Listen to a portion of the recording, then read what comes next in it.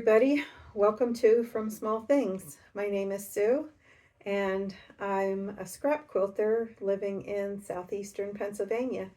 So if you're new here, welcome and thank you so much for joining me. Today I'm going to be talking about a lot of things that I have in progress. But first of all, I want to share the quilt that's hanging behind me on the door. This one is a finish. So it's all quilted, the binding is on, and it's been washed. So I'll take that off of the door and we'll lay it out flat and we'll take a look at the quilting and what I put on the back of the quilt. So I'll share some of the details about this quilt with you. I started with these 4 blocks in the center that I bought at out in Ephrata when they had their fabric sales. These were orphan blocks. I think I paid maybe $1.50 or something for each block. I really believe they were made by the same person, and what are you going to do with only 4 blocks? So I sort of decided to make a medallion out of this. And then I put in some hand stitching here with embroidery floss to kind of, I don't know, just jazz it up a little bit. And this is hand embroidery here also that I did. And it is surrounded by a crocheted lace border that I made myself. And I machine sew along the very edge here to attach it while it's still just a quilt top. And then I go around by hand and I tack all of these down with some quilting thread so that it stays flat and so that when it goes through the wash, they're going to stay in place. So this has been through the wash now, so you can see how it turned out after the wash cycle.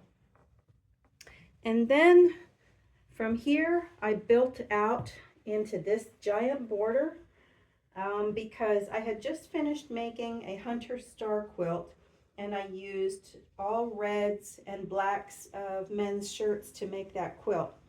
And with the leftover fabric from the hunter star quilt, I had a lot of fabric left over, but not necessarily big pieces.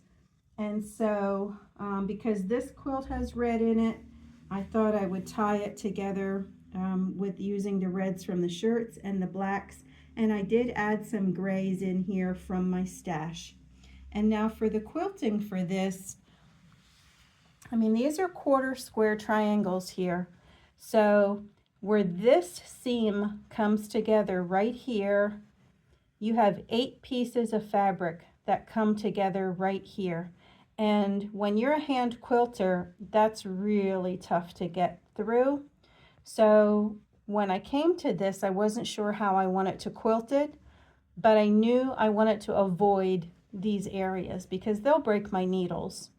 And so what I did was I went through this area instead because I only have 4 pieces coming together in here, and I know I can handle that. So that kind of determined the kind of quilting that I put in this section here. So I just kind of went straight down through all of these sections here and then just straight across. So it's just a simple grid pattern, but it's enough. Every single piece in here has some quilting on it and it will hold it together. And then moving out one border here, these are just larger hourglass blocks here. And so in here, I decided to do something just a little bit different in that you can't really see the quilting stitches because I didn't use white thread out here. I had recently been gifted by 2 separate people actually, bags and boxes of hand quilting thread, and there were a lot of colors in there. And I do like working with colors once in a while, but I typically don't because I just don't have enough of it. But this time I did, so I used red thread in all the red pieces, and then in all of the gray and the black pieces, I actually used a blue thread. I kind of wanted to use something else, but the blue actually really kind of disappears in there very nicely. And so I just kind of outlined each one of these triangles, and that's how I quilted this border them. And then moving out one more border, because I had all my colored threads out, I used red thread to make this design. I have a stencil in this shape, and so I just did this whole thing, this whole border out here in red thread. My original thought was I wanted to use green thread because there's enough red in this quilt already. I kind of wanted to bring some more green into it, but I only had one spool of green thread, and it was a variegated green.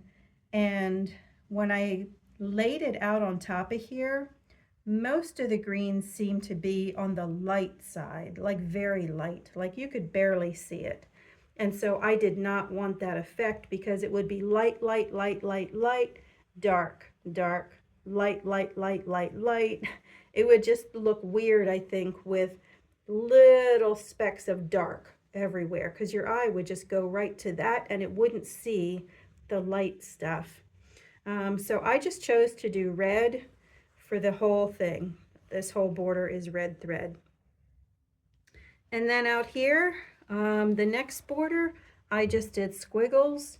I just did, these are like a little figure 8 in here. And then again, just curved. If I had come this way also on all of them, it would have looked like an orange peel. But at this point, I kind of wanted this done. So I did not do that part. But there is enough quilting on here, so that's how I did that one. And then the final part here, it's really hard to see actually. I just did a big X through here and then 2 straight lines here. And then just a straight line through these and just one more straight line here. And now we're out to the edge where I have a striped binding. And this striped binding, I bought this fabric at a quilt show that I just went to in Collegeville. And I bought this with the intention of using it as a binding. So I made about 9 or 10 bindings, and I have a binding box. And so this one, I mean, it looks like this was like intentional, but this, I just went to my binding box. It worked perfectly for this quilt. So let me flip it over and I'll show you the back.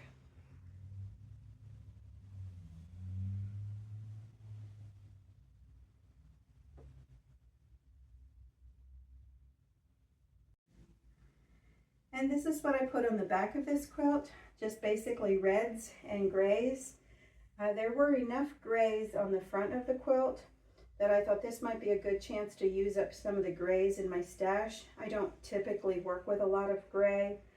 And actually, all of the grays here on the back, there aren't that many different patterns, but all of these I bought as crib sheets, like baby's crib sheets. And so that gave me quite a bit of fabric to use, and it was a good place to use them up. So I just kept it really simple, just half square triangles, and then surrounded by just other 10-inch squares that then kind of got chopped off as I straightened up and trimmed my quilt top.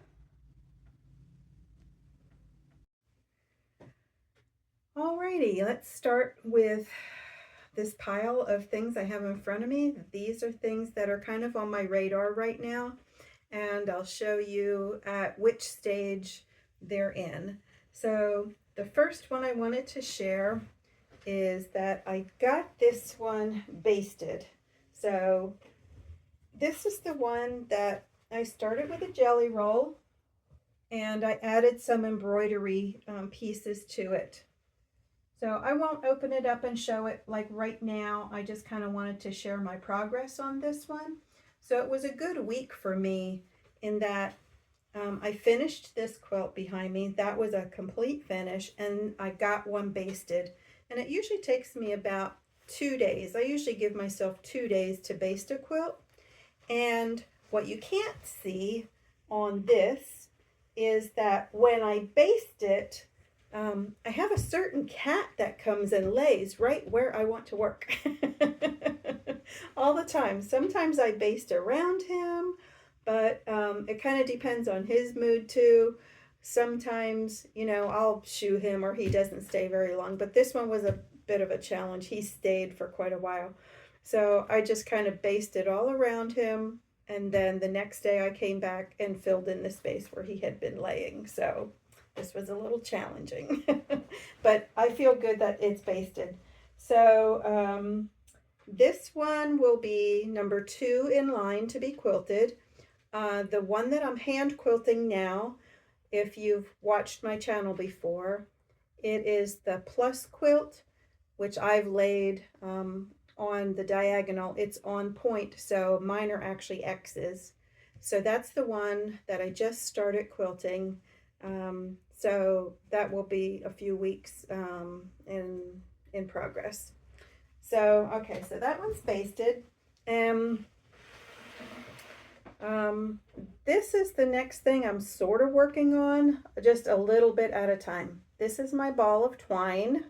I'm making this twine out of small strips that I cut. When I work with my scrap fabrics, the smallest that I will cut my squares is 1.5 inches for any project. And so they will finish at 1 inch. If it's smaller than that, I try and find a use for it. I might do some string piecing. And this is one of the things that I will do if it's about 1 inch or 3/4 of an inch. And I do have a video on this, and the video is just called Making Twine. And so my plan was to make a rug eventually. And this, I'm not devoting my full attention to this. This is just a sometimes project. I do house sitting for some of my friends sometimes, and this is really good to take along. It doesn't take up very much room, and it doesn't require a lot of tools. And so while I'm sitting and, you know, playing with the cats or letting them sit on my lap, this is a good project to work on. I don't even have plans for this to be finished by the end of this year. And I can see already this is not going to make a very big rug, even though it looks like a big ball. So I will continue to make some more twine that I can then add to this. So I just kind of wanted to show my progress, because the last time I showed it, it was very small. It still is very small, but I made progress on it. Okay, so my ball of twine is one thing. And then this was just another thing too. I've shared this before, my Cathedral Windows. This is another thing that is not a really active project. This is just a sometimes project, because this is meant to go on one of my outside walls that gets very cold in the winter, and I'm going to use this as insulation. So I'm making good progress on it though. But again, this isn't my main focus right now. It's just one of my works in progress. Next on the list, if you watched my video from last week, you will have seen this quilt on the door. I have decided I'm going to finish it. So that means now I have to find a backing for it and get it basted. So that will probably happen within the next week, I think, because the top is already done. So I just need to find something for the backing really and get to work on that one. So next on the list, now this one I do want to actively work on very soon. This is Dresden plates. My friend had given me some boxes that were her grandmother's, and these were in that box. And she had all sorts of patterns in there. One of them was an apple core pattern that Pam is working on now. She's hand piecing that. There were some, what were some of the other ones? The colonial ladies the butterflies. The butterflies I might do. That actually looked really nice. So anyway, this is one that I'm going to start working on very soon, because my friend asked, when she gave these to me, she asked if I could just make a pillow for her. And so, yeah, of course I can do that. I would be happy to do that. And so this is already sewn down, so this might be the pillow. And then these other blades here, I might find, I'm not sure what kind of background I want to put on, actually. I'm not sure. But I might just use white because that's traditional. But I think I'm going to check with her too and ask if she has any preference for what I should put in the center here. Maybe she's okay with it being white, or maybe there's a specific color that maybe jumps out to her that she would like. But that's my next, on my to-do list. That's fairly at the front of my list. And so these all need to be then turned under by hand and appliqued onto a background. And then this one will be the pillow, but I have to find something for the center of it and finish that one up. So that one is there. And then this one I shared last week, but I want to keep this out so that I don't forget about it. I'm not going to open the whole thing up today. I just shared this in last week's video. It's really beautiful. This was just gifted to me from my friend Toby.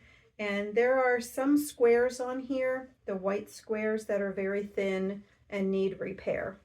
So I don't really want to pack this away and forget about it. So this is going to stay out too. And another thing, there's a lot right now. Was this little piece too was included, and it's not very big, but this one actually, I might just put this in my orphan box for now. I'm thinking this is probably going to be on the back of a quilt someday. It's a decent size, so if I add to it, I can make it pretty big pretty quickly. But there's no hurry at all on this one.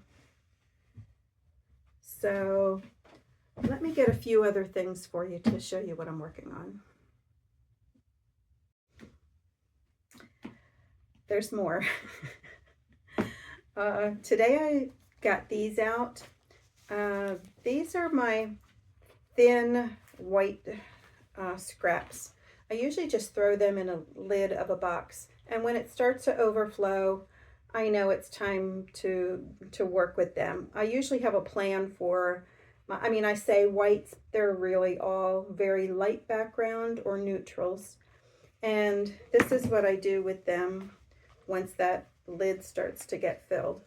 I sew them onto a piece of newspaper, and you can cut your sizes, any size that you want, whatever works for you. I have my papers cut at 4.5 inches so that these will finish then in a quilt at 4 inches. So I just sew and I sew and I sew and I sew until this kind of gets manageable. I'm not ever looking to use up all of these all at one time. This is always just an ongoing sort of management situation that I have here. I will get it to a point where when I feel like I'm pulling out fabrics that are always the same, or they're always the same ones next to each other, then I'll just stop. I'll kind of put them back and put this back where it belongs, and then just wait until I get more so that I have a variety in each of my squares. When they're done, I will trim them up and they look like this, and I leave my papers on until I'm actually ready to use these. I've made about, I think I have about 3 or 4 quilts where I used these as the outside border on a quilt. And I just alternate which direction they go in. So the diagonal goes this way on one block, and then I do this way on the next block, and then this way, and then that way. So it kind of makes like a little zigzag. And I can use about, for the kind of quilts that I make, I'll easily use more than 80 of these for an outside border. So these are just something they're just kind of good to have on hand. So I was actually working on these today. So these are out and they're making a mess. Okay, one more thing. Well, actually I have two more things, but the next thing I want to show you is, again, like a friend of mine. I feel like I start all my sentences with a friend of mine. One of my really good friends, her husband passed away in November. And she had asked me if I would be willing to make some pillows for her from his shirts. So she just gave me a bag of his shirts. I just saw her on Memorial Day. This one's really nice. This is linen. It feels so nice. It's so drapey. So I have a bag full here of shirts. And so this is also going to be a priority that I work on these. I just need to get together with her and kind of talk about this more and find out exactly what she wants done with these. So they will be pillows though. I know that she did specifically ask for pillows. So this is something in my sewing room now too that I am not going to put away. I don't want this to be put where I can't see it. It needs to be out where I can see it so I don't forget about it. And one of the last things that I'm currently working on is I'm going through some of the men's shirts that I have. I have a lot. I originally started to cut 10-inch squares from a lot of neutrals because I thought I would make a backing, a quilt backing out of them. So that's what I started with down here. And I got to about 58 squares with all different neutrals. And when I finished getting 10-inch squares out, I kind of folded up the rest of the fabric that was in the shirt, especially like if it has short sleeves or something, you can't get a 10-inch square out of that. So some of the smaller pieces I rolled up and I put those away for another project. And I was not able to get enough neutrals that will make enough for the back of one of my quilts. So then I kind of went into more of sort of like the springy colors here. And so I was picking out some of the springtime colors because I feel like working with these kind of brighter colors now. I've just done a couple of quilts with darker colors, and so I'm kind of over that right now. So these are some of the lighter colors. And now I compare some of these brighter ones with some of the neutrals, and I will have enough to make at least, I mean, this is easily enough for the back of a quilt right here. And I don't know yet if I'm done cutting or not. I may cut some more and start to save some of these for the back of another quilt. We'll see. I'm pretty busy with things right now, so I take one day at a time. So let me show you what I do with some of the leftover pieces after I cut my 10-inch squares, because shirts, they're not perfectly square. You know, you're not working with yardage, so you have some odd cutoffs. So let me show you how I handle that in my scrap system.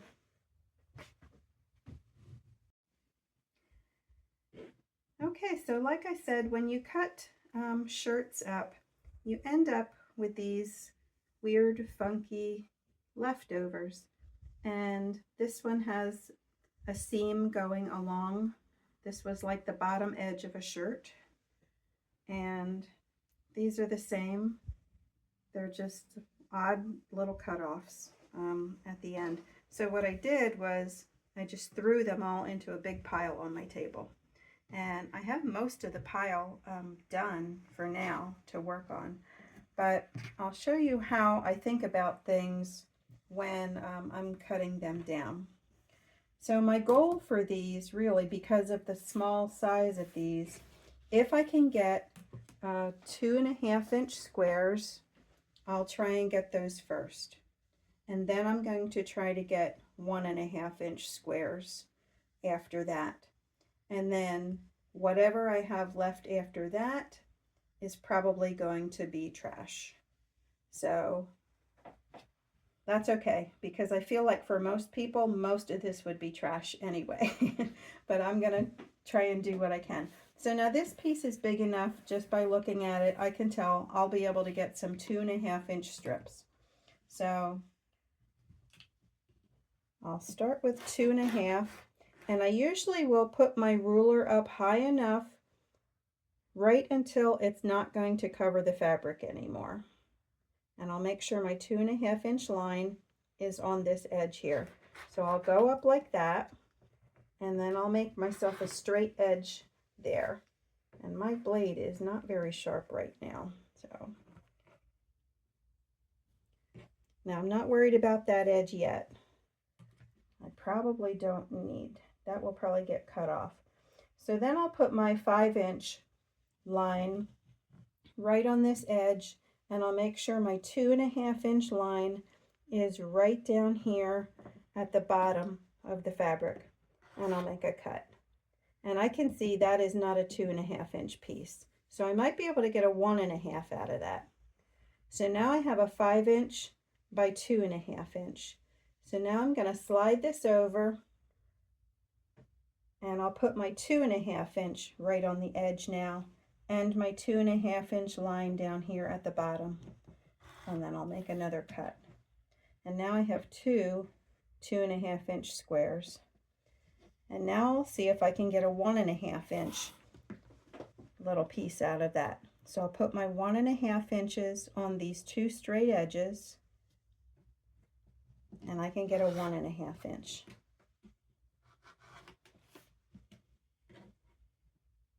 And now this is trash now. And this one though, I can probably still get 1.5 inch. Actually, that needs to be ironed first. So let me get another piece too and show you another weird piece. Here's another weird one. Now I know it's not gonna, if I put my 2.5 inch ruler on here, if I go to the 5 inch mark over here, I'm going to be in this seam right here of the shirt. So I know I can't get two 2.5 inch pieces. I can only get one. So I'll put my ruler right here, and I'm free and clear all the way around here. So I'll make that cut. And then it goes on my pile. And then I will look to see if I can get a 1.5 inch piece out of it. So again, I'm going to line my 1.5 inch on that side and on the bottom, and I'll cut. And now I have a 1.5 inch. And so now this to me is trash. I don't think, well, let me see if I can get another 1.5. I think I can. Oh, I can. Look at that. Good. So I'll get another 1.5 inch out of that.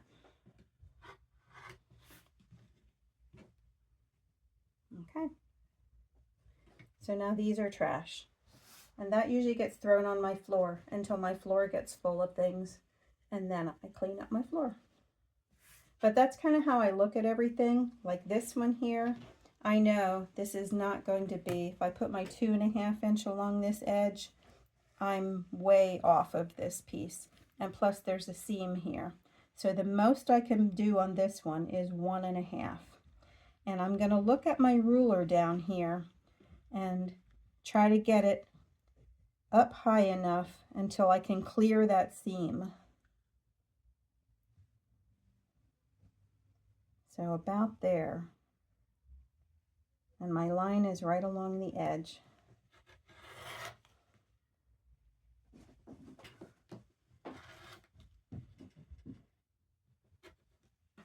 So now these are trash.